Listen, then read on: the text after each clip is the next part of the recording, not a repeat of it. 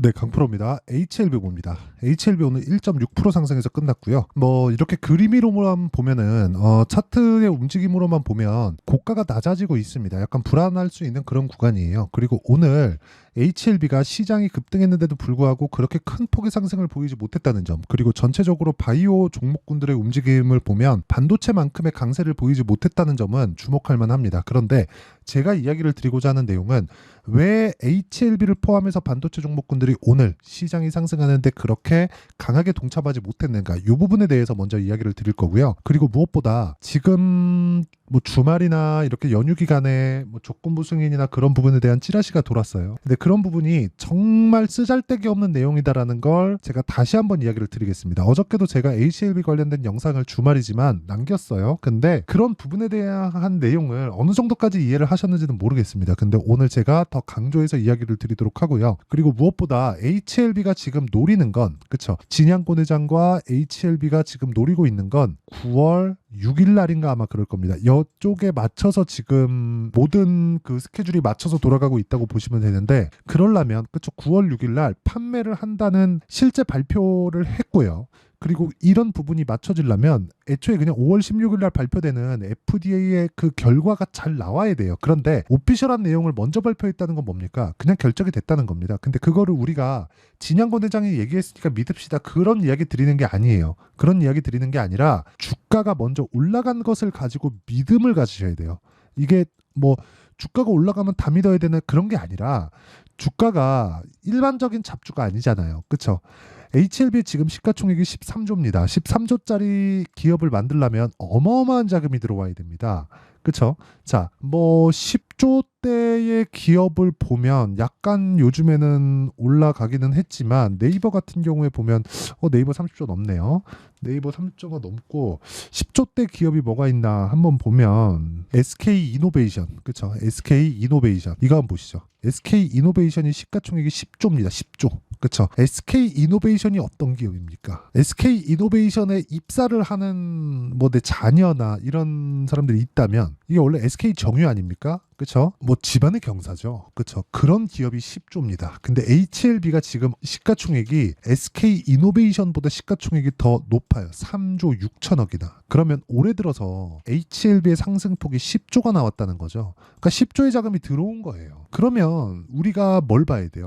앞으로 좋아질 만한 내용을 돈으로 증명하고 있다는 겁니다. 하지만 단기간에 많이 올라왔기 때문에 그런 부분에 대해서 물량 소화하는 과정, 이런 부분이 있는 거예요. 우리나라 사람들이 그 부동산에 대한 내용은 굉장히 믿음을 가지고 있죠. 뭐 최근에는 2020년, 21년 이렇게 너무 폭등을 했기 때문에 지금은 뭐 기사에서 올라간다고 얘기가 나와도 막 자꾸 뭐 이렇게 좀 안 좋게 보고 그런 부분이 있고, 뭐 저도 그렇게 보기도 합니다만은, 근데 그건 사실상 너무 조금 사회적인 문제가 되니까 그래서 그런 거고, 이런 주식 같은 경우에는 애초에 이런 부동산만큼의 안정적인 그런 내용이라고 우리가 인식을 하지 못하잖아요. 그렇기 때문에 약간 막 10조, 13조 이렇게 얘기를 하면 약간 그런 거지, 정말 엄청난 상승폭이 나온 거고, 부동산, 우리가 안전하다고 생각하는 부동산도 등락폭이 엄청납니다. 지금 부동산 같은 경우에, 그쵸, 대출이 한 60%, 70% 이렇게 껴있잖아요. 그러면 한 30%, 40% 내리면 내가 넣은 돈은 깡통이에요. 여기다가 뭐 갭 투자해서 전세까지 끼고 들어갔다 그러면은 아예 그냥 작살 나는 겁니다. 이자 내다가 볼장 다 보게 생겼어요. 그러니까 어쩔 수 없이 등락은 있는 상황이다. 근데 이 등락이 있을 때는 이유가 없는 게 아니라 어떤 이유라도 갖다 붙인다. 그게 뭐 조건부 승인이니 뭐니 이게 가짜 뉴스라고 하더라도 이렇게 갖다 붙인다. 근데 우리가 믿어야 되는 건 들어온 돈, 그리고 들어온 돈에 대한 근거인 리보세라닙의 통과가 아니라 원가율, 그리고 그것에 대한 이익이 어느 정도 늘어날 수 있는 부분인지, 그리고 HLB가 이익이 늘어난다는 건 뭐예요? 흑자 전환한다는 거잖아요. 그쵸? 이런 내용까지도 우리가 이해를 해야 된다는 거예요. 즉, 올라가는 구간에서 가격이 먼저 올라간 것 뿐이다. 근데 모든 주식은 가격이 먼저 반영한다. 그래서 우리는 타점을 잡아야 된다고 내가 누차 이야기를 드립니다. 자, 간단하게 제가 기사를 가지고 이야기를 드리면 이 내용입니다. HLB 그룹주 상승, 리보세라닙, 미국 FDA 승인 여부 임박, 그쵸? 이런 식으로 내용에 대해서 나오고, 어느 때는 아니다, 조건부다, 이런 내용이 계속해서 나오는데 우리는 이것만 생각하자고요. 원가율 1%, 그리고 경구제, 그쵸? 경구제이고 기본적으로 27년까지 50% 정도의 점유율을 갖춘다. 왜? 원가율이 1%니까. 그러면 유효성이 입증이 되면 1세대 항암제인 화학 항암제는 없어지는 겁니다. 왜? 싸니까. 1세대 항암제를 어쩔 수 없이 쓰는 이유가 뭡니까? 싸니까요. 싸니까. 물론 화학 항암제만큼의 가격대를 만들 수는 없습니다. 없어요. 기본적으로 표적 항암제 2세대 항암제이기 때문에 화학 항암제인 1세대 항암제보다는 훨씬 더 높은 비용이 들어가겠지만 1세대 항암제가 나온 건 1970년대입니다. 그렇죠? 없어질 때도 됐죠. 그리고 부작용이 너무 많아요. 그렇기 때문에 지금 머크에서 진행하고 있는 키투르다 그런 부분하고 알테오잔하고 연관이 되어 있죠. 그것처럼 지금 키투르다는 3세대 항암제고요. 2세대 항암제인 표적 항암제 쪽으로는 기존의 1세대를 대체하는 그런 상황을 만들 수 있다는 점을 우리가 알고 있어야 된다. 근데 거기서 가장 중요한 건 가격입니다. 가격이 받쳐질 수 있어야 돼요. 근데 원가 이하로 팔 수는 없잖아요. 그렇죠? 어쩔 수 없이 쓰긴 하겠지만 원가 이하로 팔 수는 없기 때문에 가격 경쟁력에서는 사실상 따라올 데가 없다. 경구제이기 때문에. 주사하고 경구제하고는 다릅니다. 근데 경구제를 먹었을 때는 간을 통과하는데 이건 간암 치료제예요. 그렇죠? 자, 긴 말씀 드리지 않겠습니다. 우리가 생각해야 되는 부분은 여러 가지 이슈에서 나오는 찌라시들로 인한 이런 주가 등락 폭에 대한 이런 내용이 아니라 우리가 생각해야 되는 부분, 주가 등락폭은 올라가는 구간에서 당연히 나올 수밖에 없다. 이 구간에서 우리가 타점을 잡는 것은 맞다. 하지만 기본적으로 본질이 흐트러졌는가? 그 본질은 FDA에 대한 판매 허가 신청이 아닙니다. 이건 그냥 통과된다고 보시면 되고 원가율, 그로 인한 이익에 대한 개선세, 흑자 전환에 대한 내용 이런 부분이 중요하다. 근데 흑자 전환이 돼서 우리가 생각하는 것에 30%라도 그쵸? 이익 달성이 되잖아요. 그때가 주가 꼭지가 될 확률이 높습니다. 그냥 그렇다고 보시면 돼요. 왜? 그 전까지 주가가 올라갈 테니까. 그러면 지금 본질에 대한 내용 그리고 HLB가 지금 뭐 찌라시에 흔들리지 말라는 내용 그리고 주가는 어디부터 간다? 가격부터 간다. 이 내용에 대해서 이야기를 드렸고 오늘 상대적으로 시장 대비해서 약세를 보인 이유에 대해서는 제가 간략하게 이야기를 드릴 텐데 그 말씀을 드리기 전에 타점에 대해서 하도 강조를 하다 보니까 제가 타점에 대해서 먼저 말씀을 드리자면 자, 첫 번째 재룡산업입니다. 언제 삽니까? 올라가는 거 다 보고 사죠. 그렇죠? 그래도 오늘 10% 정도의 상승 구간을 만들어낸다. 그렇죠? 자, 다른 종목을 보더라도 마찬가지인데 이런 내용을 제가 여기 소통방에서 공유하고 있고요. 소통방에서는 10억 만들기 프로젝트를 구독자분들과 함께 진행하고 있습니다. 자, 내용 보면 재룡산업 있죠. 5월 3일 날도 재룡산업 있습니다. 두 번 매수했죠. 10%가 넘어요 수익이. 그리고 5월 7일 오늘 같은 경우에도 시장감에서 대원전선, 시장감에서 YC 언제 8시 48분 장 시작 전에 왜? 올라가는 걸 확인하고 하니까 사전에 종목을 분류할 수가 있습니다. 자, 내용 한번 보시면 이래요. 대원전선. 자, 보세요. 오늘 상한가 마감이 됐죠. 이런 매매를 꾸준히 할 수 있어야 돼요. 이러려면 가격 확인하는 방법을 배우는 게 중요하고요. 소통방에서 진행하고 있습니다. 그렇죠? 어떤 식으로 매매가 진행되고 타점은 어떻게 공유되는지는 다 보여드렸으니까 어떻게 매매되고 왜 내가 매매를 했는지를 다 공개를 합니다.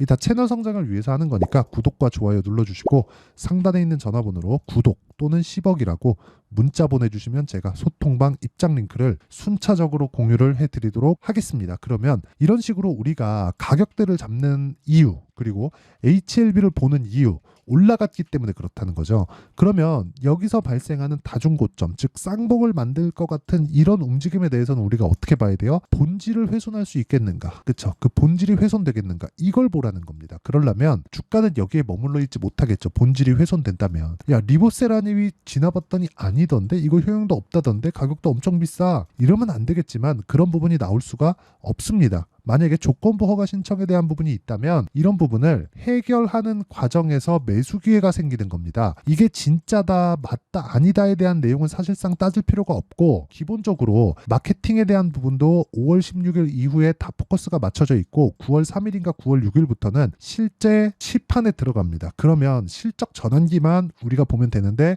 조건부 허가에 대한 부분이 붙어서 실적 전환기가 늦어진다. 이러면 그게 호재입니다. 그게 호재예요. 그렇죠? 이미 통과가 됐고 부연해야 되는 무언가 내용이 더 필요하다는 거죠. 그거를 맞추는 건 HLB에 대해서 할 일입니다. 그럼 우리가 그것 때문에 주가 빠진다? 아주 기회로 삼고 매매할 수 있는 환경을 봐야죠. 근데 그게 뭐예요? 타점을 잘 잡아야 된다. 그쵸? 고가에 잡으면 스트레스 받으니까. 그래서 그 타점에 대한 부분, 그쵸? 어떻게 타점을 잡는지 원리에 대한 부분은요. 자, 타점은 여기 소통방에서 공유한다고 말씀드렸죠? 상단의 번호 확인해서 문자 보내주시면 되고요. 원리에 대한 부분은 여기 HLB의 가격과 단기 보유 전략, 그리고 단기는 2주입니다. 2주. 물론 오차는 존재하지만 2주 안에 내가 가격을, 그쵸? 어떤 식으로 가격을 잡을지 그 내용에 대한 부분과 HLB의 실시간 타점을 제가 문자로 공유를 해드리도록 할 테니까 상단에 있는 전화번호로 HLB, 자, HLB라고 문자 보내주시면 되고요. 그리고 실제 매매 내용을, HLB에 대한 매매 내용을 보여드리면 저도 보유하고 있습니다. 자, 내용 보시면 올라가는 구간에서 계속해서 매매를 한다. 올라가는 구간에서 계속해서 매매를 한다. 이런 식의 상황을 만들어낸다는 점 와서 배우세요. 그쵸? 배우시면 할 수 있습니다. 자, 그러면 내용 정리 한번 할게요. 미래 가치를 반영하는 주식시장의 특성상 우리는 가격을 봐야 되고, 가격을 보는 과정에서 우리는 꾸준하게 매수할 수 있는 타점을 봐야 된다. 왜? 올라가는 모든 종목들은 호재를 가지고 있기 때문에 그렇고요. 호재가 있는 구간에서 결과가 나올 때까지는 주가가 올라갈 수 있는 기대감을 내포하고 있다고 보시면 됩니다. 그런데 그 결과가 나오기 위해서는 아직까지 1년이 남았다. 그래서 그 중간 과정인 5월 16일 날에 나오는 FDA에 대한 판매 허가 신청에 대한 부분이 혹시라도 뭐 조건부 허가나 뭐 이런 부분에 대한 내용이 나왔을 때 주가가 조정을 줬을 때는 우리가 중요한 게 뭐예요? 타점을 잘 잡는 게 중요하다. 어디서 빼고 어디서 다시 잡을지 그 내용에 대한 부분이 중요하고, 그 내용에 대한 부분을 제가, 그쵸, 소통방이나 문자로 다 공유를 해드리고요. 무엇보다, 그쵸, 이런 부분을 어떻게 이해해야 내가 꾸준하게 수익을 볼 수 있는지 그 내용에 대한 부분을 다 이해시켜 드리도록 할 테니까 영상 끝까지 시청하시고요. 모든 분들이 성공 투자하셨으면 참 좋겠습니다. 자, 24년도가 돼도 여전히 시장은 녹록지 못합니다. 이런 상황이 벌어지는 건 어쩔 수 없습니다. 이런 상황에서도 수익이 나는 종목들의 구조는 변하지 않습니다. 즉, 대시세 종목에 대한 구조는 변하지 않는다는 거고, 실제 제가 소통방에서 지속적으로 이야기를 드리고 있는 내용도 대시세 종목이나 시장 주도주를 공략하는 건 철저하게 가격 분석을 하라고 이야기를 드리고, 가격 분석 이후에는 이슈에 대한 파악, 그리고 이슈를 파악하고 나서는 다시 내가 얼마에 매수할지 그 타점에 대한 부분을 지속적으로 언급을 하고 있습니다. 자, 근데 생각해 보세요. 1월 달에 시장이 굉장히 어려웠습니다. 어려운 상황에서의 어떤 종목들이 강했냐 보면 반도체와 그리고 바이오입니다. 자, 실제 여기 보면요.